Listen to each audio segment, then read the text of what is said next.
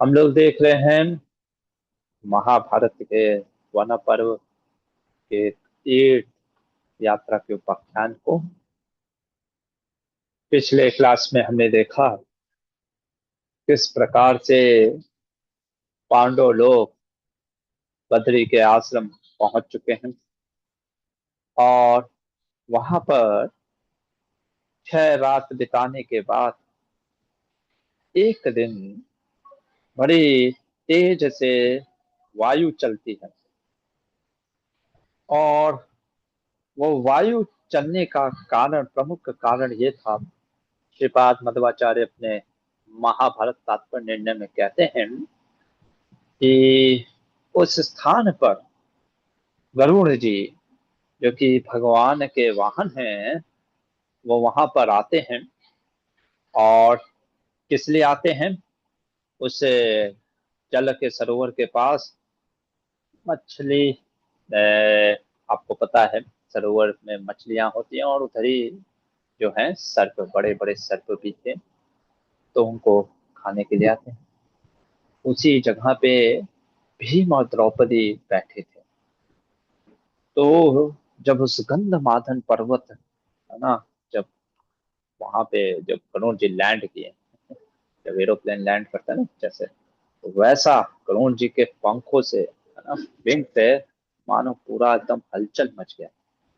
और उस हलचल के कारण क्या होता है कि एक बहुत ही तेजस्वी, है ना, सूर्य के समान गोल्डन लोटस फ्लावर वहां पे गिरते हैं, कई हजारों। तो उस पुष्प को उठा लेती है द्रौपदी, और उससे इतना सुगंध आ रहा था, है ना, अद्भुत सुगंध। मतलब वो पुष्प, वो कमल दिव्य प्रतीत हो रहा था। उसने भीम को दिखाया, है ना, कि बड़ा सुंदर है, मैं इस फूल को चाहती हूँ, है ना, ताकि काम्यक वन में जहाँ इनका आश्रम है वहां पे हम इसको रखेंगे, वहां पे उगाएंगे, और मैं प्रतिदिन महाराज युधिष्ठिर को ये पुष्प अर्पण करना चाहती हूँ। और वो ये बोल करके द्रौपदी कहती है कि इसको लेकर के आओ, ये कहाँ से आया। हाँ, भीमसेन अपने गदा को उठा करके निकल पड़ते हैं, है ना, पता करने के लिए वो किधर से आया। इधर द्रौपदी एक कमल को उठा करके राजा युधिष्ठिर के पास पहुंचती है। अब भीमसेन चलने लगे रास्ते में, और जब वो मार्ग पे से जा रहे थे तो बहुत ही, ये गंधमादन मैंने आपको पहले भी बताया, है ना, ये बहुत ही ऊपर उच्च लोगों का जगह है। फिर से एक बार आपको दिखा देता हूँ। इधर है ये गंधमादन पर्वत, जम्बू द्वीप का मैंने आपको नक्शा दिखाया था, ये जम्बू द्वीप। और ये गंधमादन भद्रास वर्ष और इलावर्त वर्ष के बीच का जगह है ना। और इसके ऊपर अगर आप देखेंगे, है ना, रम्य वर्ष, हिरण्यमय वर्ष, कुरु वर्ष, है ना, और यही ये सब जो स्थान है ना, ये विशेषकर कुरु वर्ष, ये जो है इसको भौम स्वर्ग भी कहते हैं, इत्यादि। तो उन रास्तों को होते हुए, है ना, हमारे भीमसेन, है ना, तो जब वो रास्ते में चल रहे थे तो अनेक प्रकार के पहाड़ों को देखा, है ना, और कई जगह पे पर्वतों में उन्होंने अनेक रत्न देखे, नदियां बहते हुए देखी, है ना। तो वह भीमसेन बिना किसी भय के, है ना, कूदते फांदते हुए चले जा रहे थे। रास्ते में कई दैत्य भी मिले। मध्वाचार्य कहते हैं कि ये दैत्य सिंह और बाघ के रूप में आए थे। कई बार एकदम खूंखार होकर के इन पे अटैक भी किया भीमसेन के ऊपर। भीमसेन उन सब को, जैसे दो शेर आए, एक शेर को उठाया और दूसरे शेर को उसी शेर से मार के गिरा देते थे। इस प्रकार से वो चलते जा रहे थे। चलते चलते भीमसेन पहुंचते हैं गंधमादन पर्वत के निकट, एक सरोवर के पास। उस सरोवर में जब पहुंचते हैं, उस सरोवर के किनारे, नदी के किनारे यदि आप देखे होंगे तो केलों का वृक्ष या कोकोनट का वृक्ष पाया जाता है। तो बहुत सुंदर कदली वन था, मतलब केलों का पूरा वन था। ये देख करके थोड़ा सा वो सरोवर में स्नान करते हैं। जल क्रीड़ा करने के बाद कदली वन में ही वो इतने सुंदर सुंदर केले के वृक्ष को देख करके आकर्षित होते हैं। इधर उसी कदली वन के वृक्ष के भीतर, है ना, हनुमान जी, वानर राज हनुमान जो थे, वहां पे रहा करते थे। हनुमान जी को दिखा कि भीमसेन जो है वो इस तरफ आगे बढ़ रहे हैं, क्योंकि ये मार्ग जो था ये किस तरफ बढ़ रहा था, ये स्वर्ग की तरफ जाने का रास्ता था। अब अगर आपको पता होगा, हनुमान जी भी वायुदेव के अंश, है ना, है, और भीमसेन भी वायु के अवतार हैं। एक प्रकार से दोनों वायुदेव के ही अंशज हैं। और क्या कह सकते हैं, क्योंकि हनुमान जी पहले प्रकट हुए हैं वो त्रेता युग में, और हमारे भीमसेन प्रकट हुए हैं द्वापर युग में, तो बड़े भाई हैं। तो उनको लगा कि मुझे, है ना, अपने छोटे भाई भीमसेन को सही सलाह देनी चाहिए, और उसको मार्ग में किसी प्रकार का कष्ट ना हो, और उसको सचेत करना जरूरी है। इसलिए वो क्या करते हैं, हनुमान जी मार्ग में लेट जाते हैं, है ना, लेट जाते हैं, और अपने मानव साधारण से वानर के रूप में लेट करके पूंछ से उनके रास्ते को रोक देते हैं। इधर भीमसेन मदमस्त हाथी की तरह गरजते हुए, है ना, पूरा एकदम आवाज करते हुए चल रहे थे। और जब वो वहां पर पहुंचते हैं तो देखते हैं कि एक जो वानर है, जिसका जीव और मुख मानो तांबे के समान लाल पड़ा हुआ है ना, और दांत और जो दाढ़ी है सफेद हो चुके हैं, है ना, दांत खुले हुए थे उनके। और फिर देखते हैं एक सुंदर कांति आ रही है। जब हनुमान जी को, और वो भीम से नहीं समझ पाते कौन है ये, है ना, तो मानो जोर से आवाज करते हैं, कौन, भीम से गर्जना करते हैं सिंह के जैसे, जिसको सुन करके मानो वृक्ष में जितने बैठे पक्षी, है ना, वहां पे जितने हिरण थे वो सब उठ करके वहां से भाग गए। इतनी जोर की गर्जना की। हनुमान जी ने आंखें खोली, है ना, उन्होंने कहा कि बड़ा सुंदर वाक्य बोला कि भाई मैं तो रोगी हूँ, रोग के कारण मैं यहाँ पे सुख से सो रहा हूँ, है ना, और तुमने मुझे जगा दिया। तुम यहाँ पे, है ना, कहते हैं वयम धर्मम न जाने, ऐसा प्रतीत होता है तुम धर्म नहीं जानते। क्यों? क्योंकि धर्म कहता है प्राणियों पे दया करनी चाहिए, है ना। तुम मनुष्य लोग बिल्कुल अज्ञानी हो गए हो। तुम इस तरफ वन में क्यों आए हो, है ना, यहाँ पे मनुष्यों का प्रवेश नहीं है। और कहते हैं कि लगता है कि तुमने कभी वृद्धों की सेवा नहीं की। वृद्धों की सेवा कहने का अर्थ है ये जो बूढ़े वृद्ध इत्यादि, कहने का अर्थ है जो ज्ञानी होते हैं, है ना। क्योंकि जब हम ज्ञानियों की सेवा करते हैं, भगवान गीता में कहते हैं ना, गुरुजनों की सेवा करनी चाहिए। जब हम गुरुओं की सेवा करते हैं तो हमें ज्ञान की बात पता चलती है ना।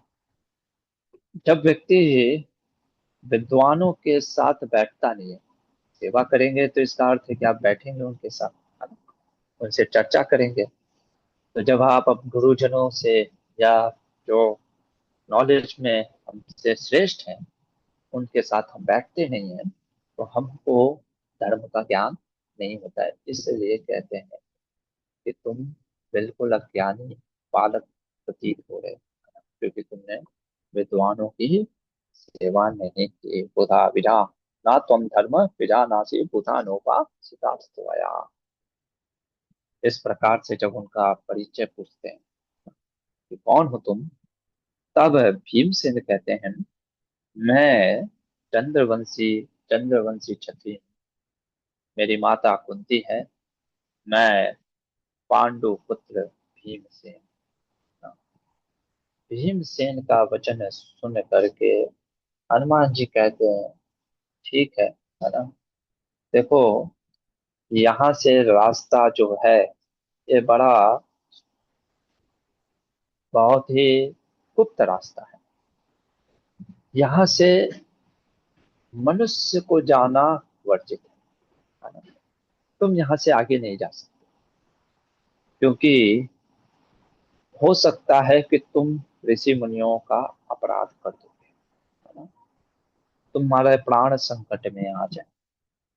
भीमसेन कहता है कि मेरे प्राण संकट में पड़े या ना पड़े, है ना, इस विषय में आपसे मैं कुछ सलाह लेना नहीं चाहता। कृपया करके मुझे आगे जाने के लिए रास्ता दीजिए। हनुमान जी कहते हैं, देखो भाई, मैं तो नहीं दे पाऊंगा, मैं तो रोगी हूँ, मेरे से उठा नहीं जा रहा है। अब तुमको अगर आगे बढ़ना है तो एक काम करो, है ना, मेरा जो पूंछ है उसको हटा करके तुम आगे बढ़ जाओ, है ना, और नहीं तो एक काम करो, मुझे लांग करके चले जाओ। भीमसेन कहते हैं कि यदि मुझे ज्ञान होता, किस चीज का ज्ञान होता, ये परमात्मा सभी के हृदय में है ना, तो मैं आपके शरीर को लांग जाता। लेकिन मैं ऐसा कार्य नहीं कर सकता जो शास्त्रों के विरोध में। इसलिए बचपन में आप देखते होंगे माता पिता कहते थे ना, किसी को लांघा मत करो, विशेषकर व्यक्ति को, क्योंकि जब हम किसी व्यक्ति को लांघते हैं ना, हम परमात्मा को लांघना मतलब कि अपमान करने के जैसे। तो हनुमान जी कहते हैं कि ठीक है, फिर तुम्हारी जो इच्छा, है ना। तो एक वचन, एक बात बोलते हैं, कहते हैं कि भीमसेन, कि मैं तुमको उसी प्रकार से लांग जाता जैसे हनुमान जी ने समुद्र को लांग गए थे। हनुमान जी ने पूछा कि ये हनुमान कौन था, है ना, जिसके विषय में तुम कह रहे हो समुद्र को लांग। भीमसेन कहते हैं, वो मेरे बड़े भाई हैं ना, वो बुद्धि बल धैर्य में सर्वोत्तम है। रामायण में उनकी बड़ी ख्याति है, तुम्हें नहीं पता, है ना? वो हनुमान जी की कृपा से है भगवान रामचंद्र जी को अपनी पत्नी सीता जी के बारे में खबर पता चली है। अरे तुम हनुमान जी को नहीं जानते, जिन्होंने 100 योजन समुद्र को एक ही छलांग में लांग गए थे, है ना? मैं, वो मेरे बड़े भाई, जैसे कई बार हम लोग नहीं कहते, अरे तुमको नहीं पता मेरे पिताजी कौन है ना? उस तरीके से बड़े एकदम अहंकार में, है ना, भाई के गुणगान कर रहे थे। कह रहे थे मैं उसी बड़े भाई का भीमसेन हूँ। अब ज्यादा अगर रास्ता नहीं दिया तो सीधे उठा करके यमलोक भेज दूंगा, है ना।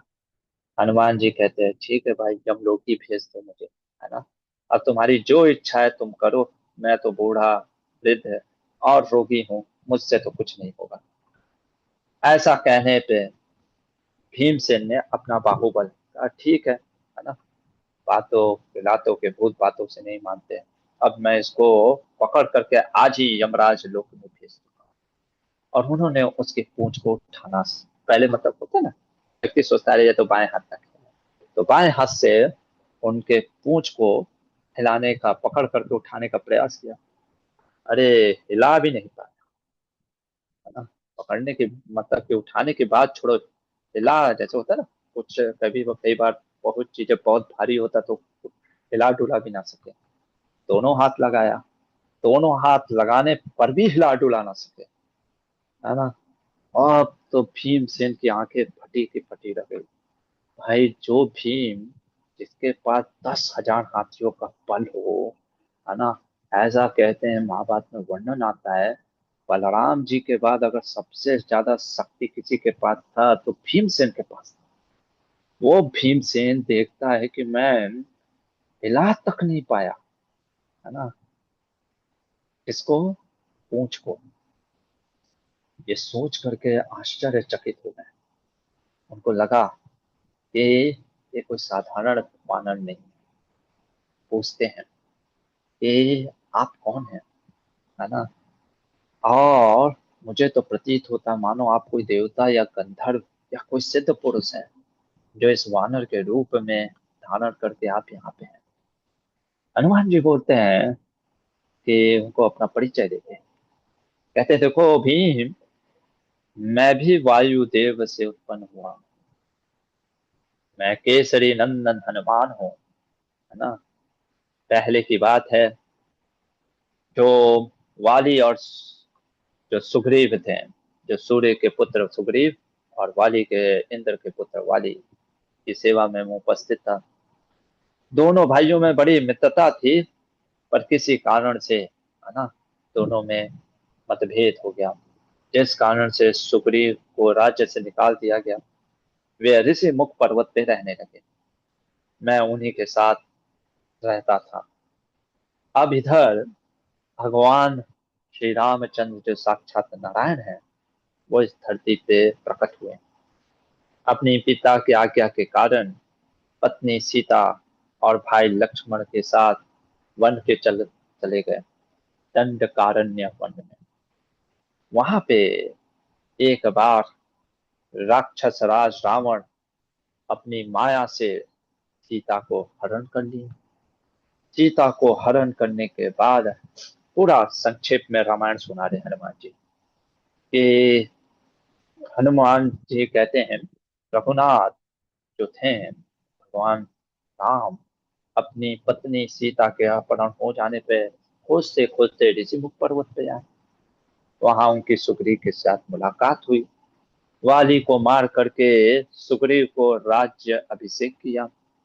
फिर हम सभी लोगों को, वानरों को अलग अलग टोलियों में अनेक दिशाओं में भेजा, और मुझे, जामवन इत्यादि वानरों को, करोड़ों वानरों को भेजा दक्षिण की दिशा की ओर। वहां पे जब हम पहुंचे, समुद्र के तट के किनारे जो गिद्ध था, है ना, गिद्धराज संपाति ने हमें बताया कि सीता जो है वो रावण के नगर में है। अब इस 100 योजन समुद्र को कौन लांग सकता है ना। तो हमने भी, सारे लोग, सारे जो अ, वानर थे, सब उस समय चिंता में पड़े हुए थे। कोई कहता था 100 योजन को कैसे लांगेंगे, कोई कहता था 10 योजन में लांग सकता हूँ, 20 योजन लांग सकता हूँ, है ना। देखिए, यहाँ पे अगर हम थोड़ा सा विचार करें, कई बार हमें प्रतीत होता है ऐसा कि, क्या ऐसा नहीं था कि ये वानर, ये कामचोर थे इसलिए लांगना नहीं चाहते थे। नहीं, हर व्यक्ति का एक लिमिटेशन भी होता है। हमारा संकल्प अच्छा हो सकता है, लेकिन हमारा अपना एक लिमिटेशन भी होता है। जिस प्रकार से हम देखते हैं यहाँ पे कि अनेक वानर उस समुद्र को तो लांघना चाहते थे, बट किसी कारण से, क्योंकि उनके पास वो कैपेसिटी नहीं थी, वो उसको लांघ नहीं पाते, है ना। उसी प्रकार से हमारे जीवन में हमारा संकल्प और हमारा स्वरूप, उसको समझना चाहिए। This is called the beauty of limitation, है ना। रामायण का ये प्रसंग हमको सिखाता है ना, विशेषकर कि क्या, कि हर व्यक्ति का अपना एक स्वभाव होता है, एक लिमिटेशन होता है, और उस लिमिटेशन के अनुसार उसको कार्य करना चाहिए। एजुकेशन, ज्ञान, वास्तव में इसी स्वरूप को समझाने का एक माध्यम है ना, कि हम समझ सकें कि हमारे अंदर कितनी योग्यता है ना, और हम उस योग्यता से आगे बढ़ें। कई बार हमको लगता है एजुकेशन हमारे चीजों को, एबिलिटी को बढ़ाना नहीं, बल्कि अपने जो स्ट्रेंथ को पहचानना होता है ना? प्रायः मैं गुरुकुल के छात्रों को यही कहता हूँ कि हर व्यक्ति के अंदर एक विशेष प्रकार का भगवान ने कैपेबिलिटी दिया है।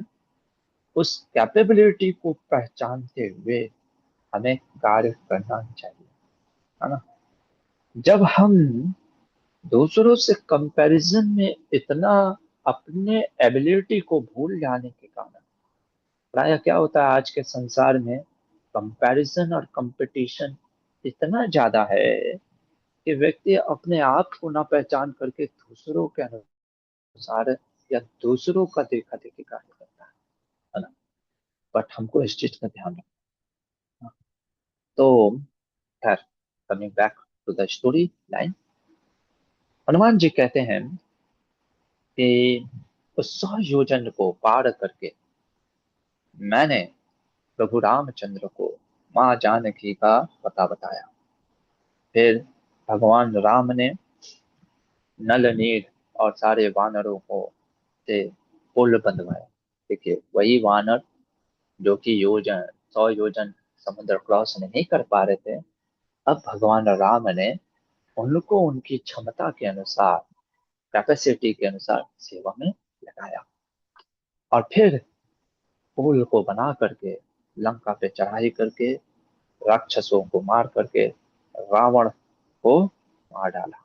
और इस प्रकार से, है ना, फिर अपनी पत्नी से पुनः मिलन होता है और अयोध्यापुरी लौट आते हैं, है ना। तो जब भगवान राम अपने धाम को वापस जा रहे थे, तब उन्होंने मुझे ये कहा था, हनुमान, तुम इस जगत में ही रहो। जब तक मेरी कथा इस संसार में प्रचलित रहेगी, तब तक तुम उस संसार में रहोगे, और जहां जहां राम कथा होगी, वहां वहां तुम उपस्थित रहोगे। 11,000 वर्षों तक श्री राम जी ने पृथ्वी पर राज किया, और फिर वे अपने परम धाम को चले गए, है ना। तो ये बोल करके हनुमान जी कहते हैं, यह दिव्य देव मार्ग है, मनुष्य नहीं जाते इस मार्ग से। तुम यहाँ से जाने के लिए जाना चाहते हो, है ना, तो बड़ा ध्यान से जाओ। हो सकता है क्योंकि कोई तुम्हारा मार्ग रोके, कोई तुमको, क्योंकि कई बार हम जब बड़े वेग से कई बार चलते हैं ना, जब बहुत जल्दी चलना, पहुंचना होता है कहीं पे, क्यों ये जल्दी जल्दी जा रहे थे भीमसेन, इसका भी कारण वर्णन आता है महाभारत में। भीमसेन को लगता है अर्जुन नहीं है ना, और नकुल और सहदेव पे बड़ा प्रेम है इनका, राजा युधिष्ठिर का। युधिष्ठिर अपने भाइयों से सेवा नहीं लेंगे, तो सारा कार्य युधिष्ठिर करेंगे, है ना। जैसे लकड़ियों से वन लाना या जो भी चीज, पका भोजन पकाने के लिए द्रौपदी को जो भी चाहिए। तो उस कारण से भीमसेन को लगता है कि मेरा बड़ा भाई, है ना, मेरे अनुपस्थिति में बहुत उसको कष्ट होगा, तो इसलिए वो जल्दी जल्दी उस तरफ बढ़ रहे थे, सरोवर की तरफ, जहां से ये सुगंधित कमल पुष्प था। तो जब हम कभी कभी जल्दी चलने के रास्ते में, कभी आपने ड्राइविंग किया होगा फास्ट, है ना, तो कई बार हम ट्रैफिक रूल्स तोड़ देते हैं, है ना। तो उसी कारण से हनुमान जी सचेत करने के लिए जो है भीमसेन को क्या है, समझाने के लिए वहां पे आते हैं। जब भीमसेन को पता चलता है कि ये तो मेरे बड़े भाई हैं, बहुत सुख मिलता है ना। और कहते हैं कि मैं आज आपका दर्शन कर लिया, मेरी एक इच्छा जाग गई, है ना। मैं आपके उसी रूप का दर्शन करना चाहता हूँ जो विकराल रूप आपने दिखाया था जब समुद्र को लांघते हुए। पराक्रमी था, अपने स्वभाव के अनुसार वो पल देखना चाहता था भी, और मुझे श्रद्धा भी हो जाएगा कि आप ही वो हनुमान जी। हनुमान जी कहते हैं, नहीं भी, तुम उस स्वरूप को नहीं देख सकते। क्यों? क्यों नहीं देख सकते हैं? क्या कारण है उस स्वरूप को ना देखने का, है ना। हनुमान जी कहते हैं, उसका कारण यह है भीम, क्योंकि वो त्रेता युग का समय, अभी द्वापर युग का समय चल रहा है। हर देवी देवता जो होते हैं वो काल चक्र के अनुसार अनुसरण करते हैं। श्रीपाद मध्वाचार्य इसके ऊपर अपने महाभारत तात्पर्य निर्णय में कहते हैं, ऐसा नहीं था कि हनुमान जी का शक्ति कम हो गया हो शायद, इसलिए वो क्या मना कर रहे हैं भीम को कि भाई, है ना, नहीं, है ना। मध्वाचार्य वर्णन करते हैं कि सर्वे गुणा आवृत्ता, है ना, सारे गुणों से, है ना, जो आवृत थे। कौन? हमारे हनुमान जी। लेकिन भगवत गीता में कृष्ण कहते हैं ना, यद्यत आचति श्रेष्ठ तत्तद एवेतरो जन। जैसे महान व्यक्ति कार्य करते हैं उसी प्रकार से फॉलोअर भी काम करते हैं। हनुमान जी हमको एक सीख दे रहे हैं। जैसे कि रामायण में जामवन भी कहते हैं, है ना, अब मैं वृद्ध हो गया हूँ, इसलिए 100 योजन क्रॉस नहीं कर सकता। कभी कभी हमें समय का, काल चक्र का सम्मान करना चाहिए। हनुमान जी कहते हैं, ये त्रेता युग नहीं, ये द्वापर युग चल रहा है, और युग के अनुसार किसी को भी समय का उल्लंघन नहीं करना चाहिए। We should respect the time. How can we respect the time? हमें समय से कहीं पे भी पहुंचना चाहिए जहां हमने अगर किसी व्यक्ति को समय दिया है। इस तरीके से स्टार्टिंग हम समय का सम्मान कर सकते हैं। भीमसेन के मन में प्रश्न उठा, मुझे चारों काल, चारों जो, है ना, कौन कौन से युग होते हैं, उस युग में किस प्रकार की शक्तियां होती हैं, क्या कर्म होते हैं, उन सब के बारे में जानना है। आचरण कैसे होते थे।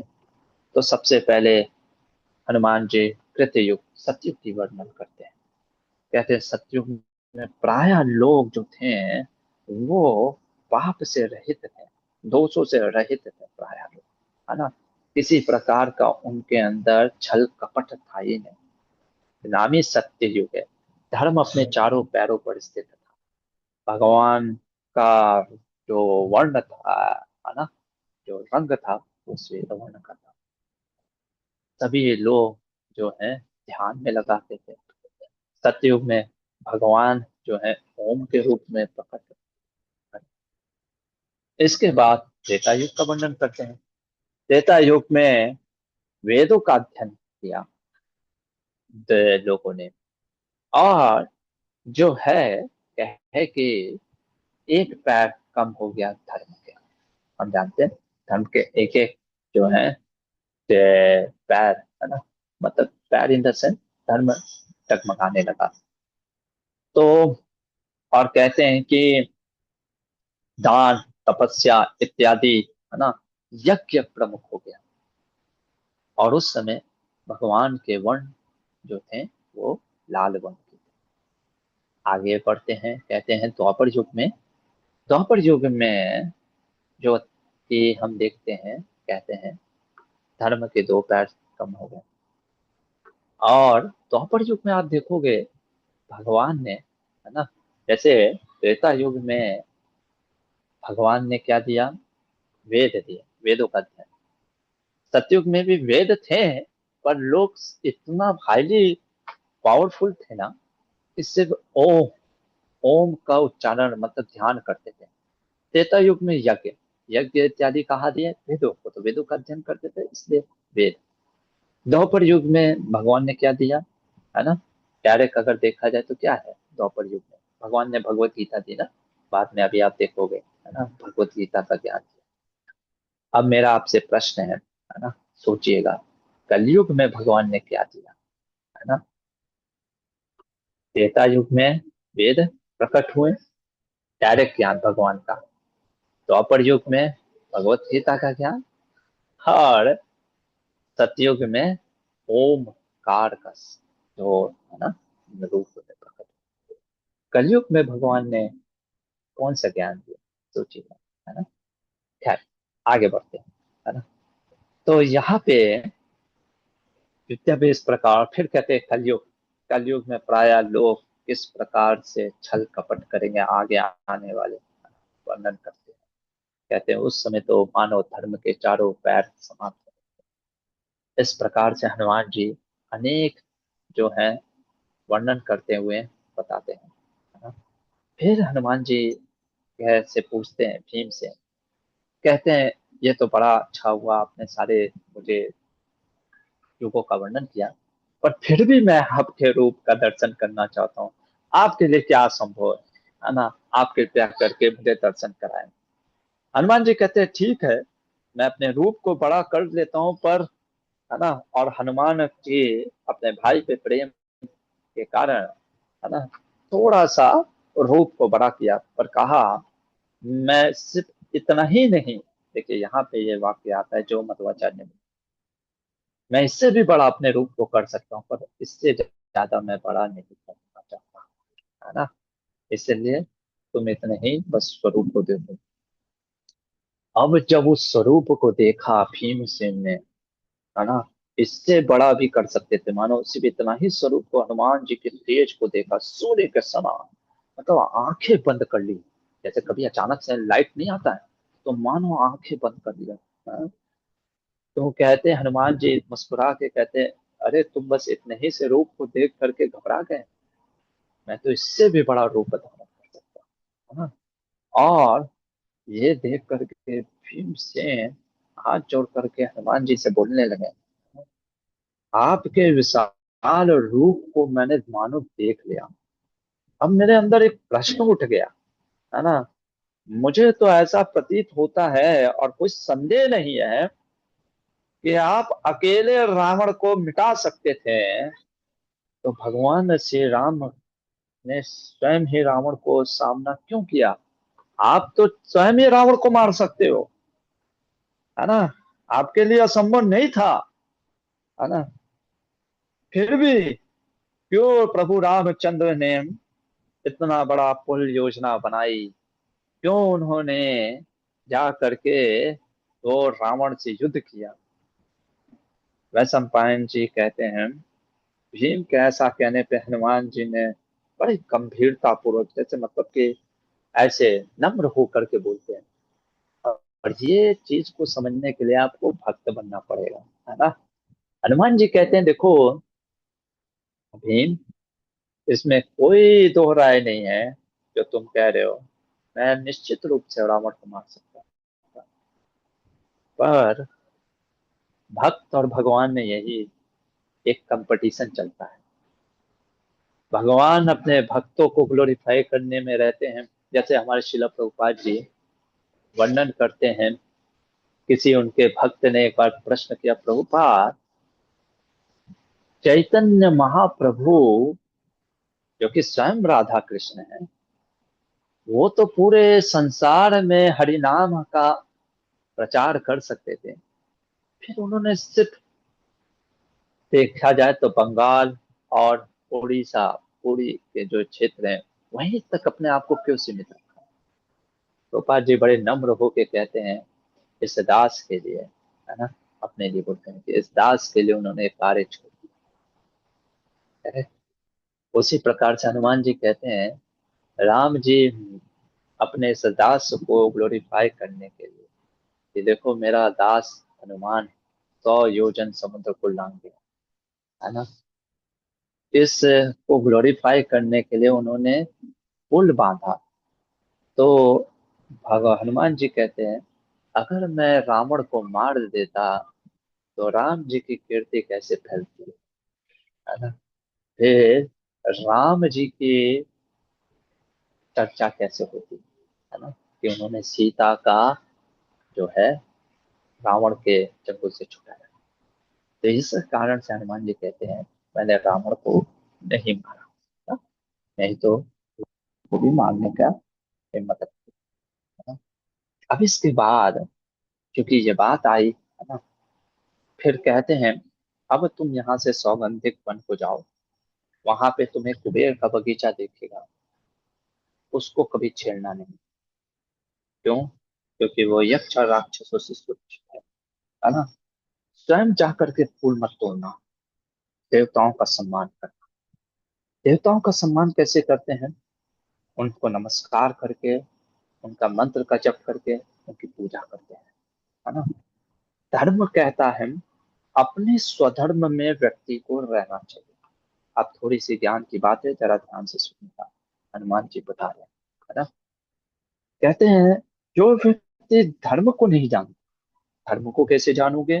गुरुजनों से पूछो, वृद्ध पुरुषों की सेवा करो। कहने का वृद्ध पुरुष अगेन अपने गुरुजनों से सेवा करके, क्योंकि जो धर्म को ना जान करके तुरंत कार्य में लग जाता है ना, अपने स्वभाव को ना जान करके तुरंत कार्य में लग जाता है, वो कभी भी अपने वो मतलब कि वो बढ़ता नहीं है आगे लाइफ में। कहते हैं, अब धर्म कैसा है, बहुत सूक्ष्म है। कहीं कहीं पे धर्म अधर्म है, कभी कभी झूठ सत्य हो जाता है, झूठ बड़ा हो जाता है सत्य से, कई बार मैंने आपको बताया।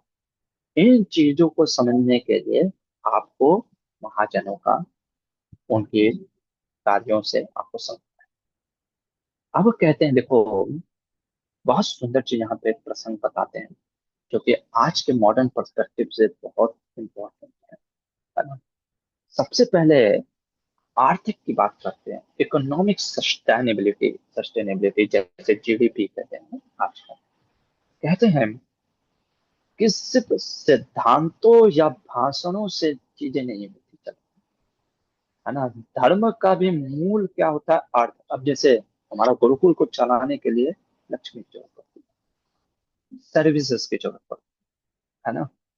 तो धर्म को भी प्रचार करने के लिए अर्थ की जरूरत पड़ती है। अर्थ तब आता है जब इकोनॉमिक हमारा सस्टेनेबल होता है। इकोनॉमी सस्टेनेबल होने के लिए अर्थ को कैसे कमाना चाहिए? वो हमेशा एथिक्स है ना, कोड ऑफ कंडक्ट जिसको नीति कहते हैं।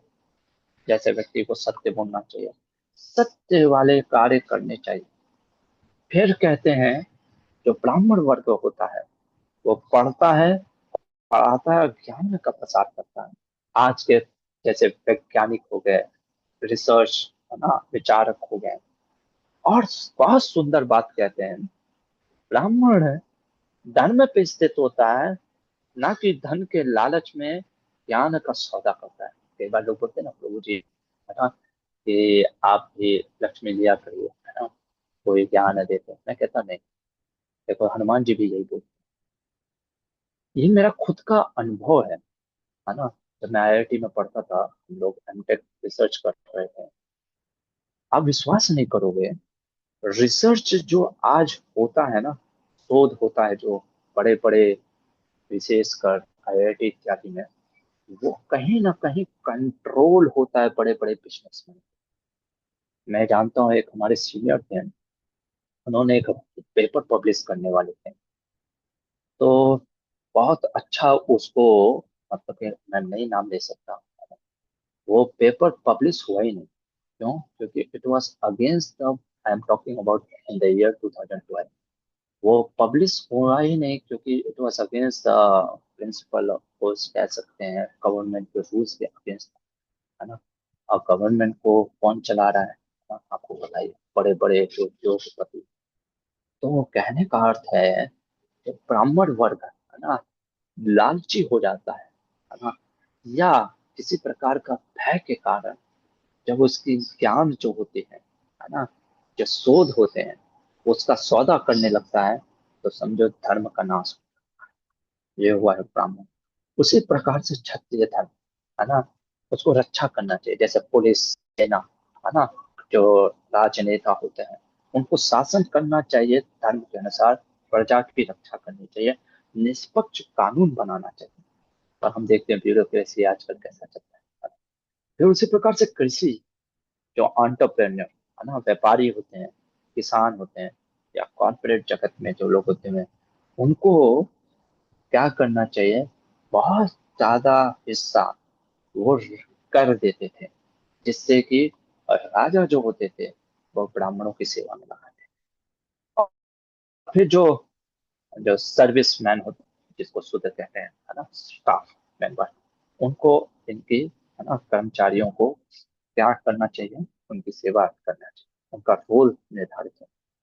तो ऐसे बहुत सारी चीजें बताते हैं, है ना, कि क्या रूल्स बनाने चाहिए, अकाउंटेबिलिटी होना चाहिए, लीडरशिप कैसे होना चाहिए, है ना, और फीडबैक कैसे लेना चाहिए, धर्मपरायण लोगों को होना चाहिए, कभी कभी कठोर फैसले लेने चाहिए, है ना, जिससे कि, हाँ, और फाइनेंस का, अर्थशास्त्र के ज्ञाताओं के साथ निपुणता के साथ बैठना चाहिए राजा को।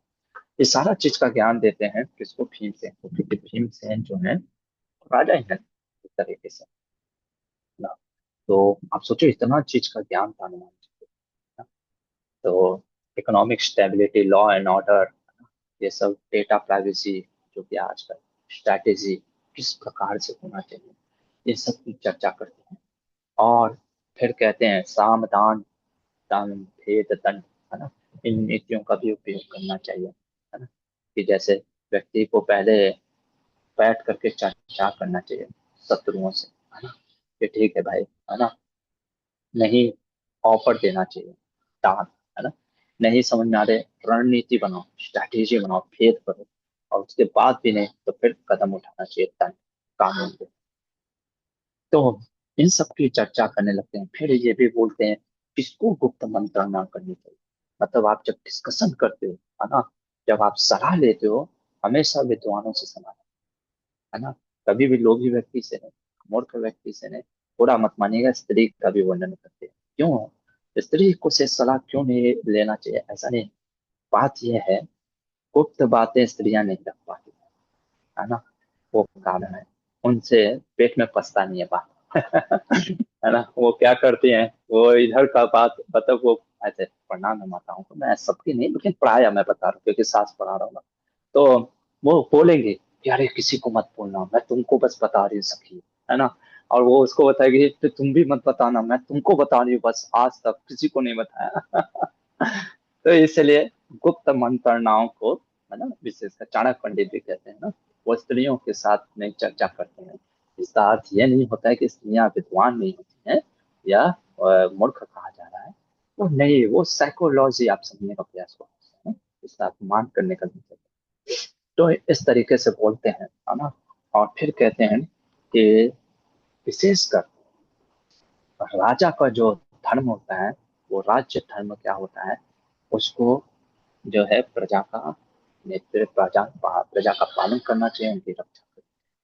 ये क्षत्रिय, और क्षत्रियों को हमेशा, है ना, यज्ञ अनुष्ठान, धर्म के तपस्या के कार्य में सहयोग करना चाहिए।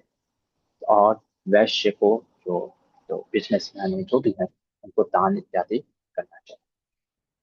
वैशम पायन जी कहते हैं, है ना, अब हनुमान जी, है ना, जो है, मानो भीमसेन को हृदय से, है ना, लगा लेते हैं। तो फिर ये बोल करके हनुमान जी कहते हैं कि अब तुम यहाँ से जाओ, है ना, ऐसे ही ऑलरेडी तुम लेट हो रहे हो, है ना, और कहते हैं कोई, क्योंकि तुम मुझसे मिले हो, तो कोई वर मांग लो, है ना। ऐसा होता है ना, बड़ा भाई पहले हम लोग जब मिलते थे तो कुछ दक्षिणा देते थे, ठीक है आप आए हैं थोड़ा सा, तो वैसे कुछ मांग लो, क्या वर चाहिए, है ना। कहते हैं, हनुमान जी कहते हैं, तुम बोलो, अभी का भी तुम्हारा परम शत्रु दुर्योधन को बंदी बना करके तुम्हारे पास पेश करते हैं, है ना। और यदि बोलो, है ना, तो धृतराष्ट्र के सारे पुत्रों को मार डालते हैं, है ना? जो तुम कहो, तुम्हारे इच्छा के अनुसार मैं तुम्हारा कोई भी कार्य कर सकता हूँ। भीमसेन कहते हैं नहीं, वो तो भैया युधिष्ठिर मानेंगे नहीं, है ना, कि दुर्योधन का वध करना या इस तरीके से युद्ध, उन्होंने वेट करने को कहा है। तो मैं बस चाहता हूँ कि आप हम पर प्रसन्न रहिए, आपकी कृपा बनी रहे ना।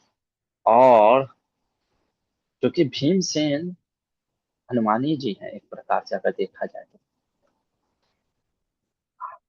भीम बस ये कहते हैं, है ना, कि आप हमारा सहायता करिए। श्रीपाद मध्वाचार्य कहते हैं यहाँ पे हैं, मानो हनुमान जी को एक बात याद आ गई। कौन सी बात याद आ गई, है ना, यहाँ पे आप देख सकते हैं, है ना, तद उप्रवृद्धिम, है ना, पूर्व समय की बात है। राम जी ने प्रॉमिस किया था वाली को कि अगले अवतार में मैं तुम्हारा सारथी बनूंगा, है ना। तो वही राम जी श्री कृष्ण और वाली अर्जुन है। तो इसलिए हनुमान जी कहते हैं कि मैं जो अर्जुन के ध्वज, अर्जुन के रथ का ध्वज जो है कपि ध्वज, है ना? जैसे हर देश का एक फ्लैग होता है ना, उसी प्रकार से अर्जुन के रथ के ध्वज में कपि वानर बना था।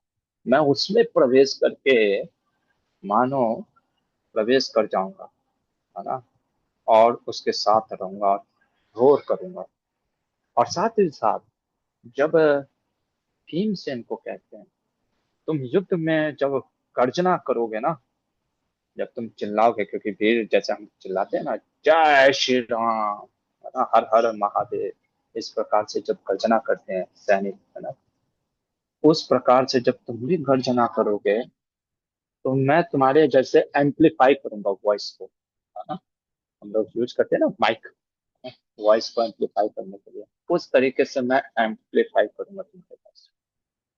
इस प्रकार से मैं तुम्हारा साथ दूंगा। और फिर भीमसेन से ये भी कहते हैं किसी को बताना नहीं, है ना, कि मैं यहाँ पे रहता हूँ, है ना? तो अगर आपको भी हनुमान जी का दर्शन करना है तो गंधमादन पर्वत चलिए, कदली वन, है ना, वहां पे हनुमान जी रहते हैं। और उसके बाद भीमसेन आगे बढ़ते हैं। अब आगे क्या क्या कठिनाइयां आने वाली हैं वो हम कल देखेंगे। हरे कृष्ण। यहीं पे रुकते हैं हम। किसी का कोई प्रश्न या किसी प्रकार का कोई कमेंट है तो बताइए।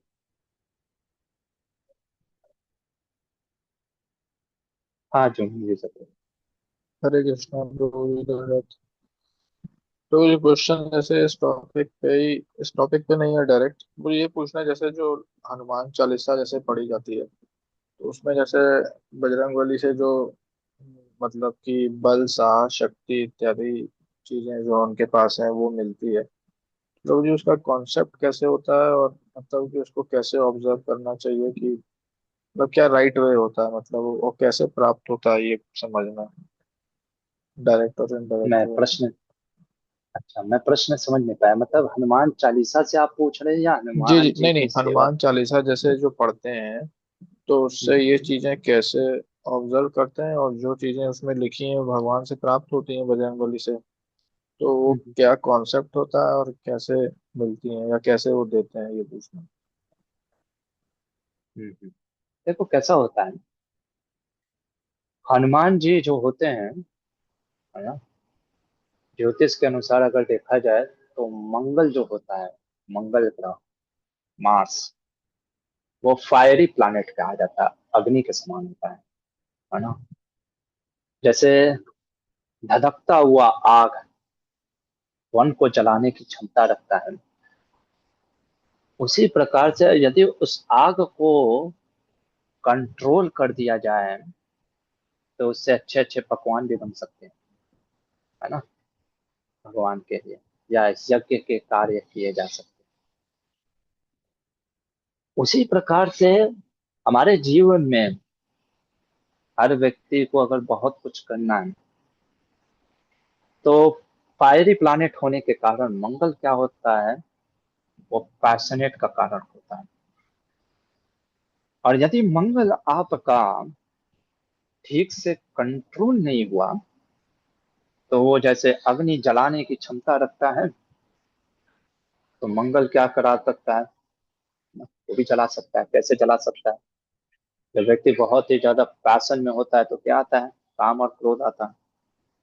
क्रोध में अब अगर उसके वाणी पे बैठा है मंगल, तो लगेगा इतना कठोर वचन बोलेगा, है ना, कि मानो सामने वाला सोचेगा कि एक थप्पड़ तो जड़ ही दूं। है ना। या कई बार वो ऐसे कार्य करने लग जाता है, अनावश्यक कार्य, जैसे कहते हैं ना, बिन बिन पेरी के लोटा, है ना, हमारे यहाँ एक कहावत है, इधर डोलता है उधर डोलता है, मतलब कि उसको कुछ तो तूफान नहीं करना रहता है। तो हनुमान जी क्या करते हैं, है ना, हनुमान चालीसा क्या करता है, या हनुमान चालीसा मतलब, जो क्योंकि प्राय बहुत ही प्रसिद्ध है हनुमान जी के गुणगान करने के, वो आपके मंगल को चैनलाइज करता है, जैसे अग्नि को चैनलाइज करता है। तो उससे क्या होता है, आप जो आपकी जो एनर्जी है, वो डिस्ट्रक्टिव ना होकर के कंस्ट्रक्शन वे में लगे। इसलिए हनुमान जी से हम प्रार्थना करते हैं, है ना, ये कारण है। जैसे तो लोग प्रभु तो, जी फिर इसमें यहाँ पे ये हाँ प्रभु, आवाज नहीं आ रही आपकी, पता नहीं आवाज चली गई। और किसी का कोई प्रश्न है?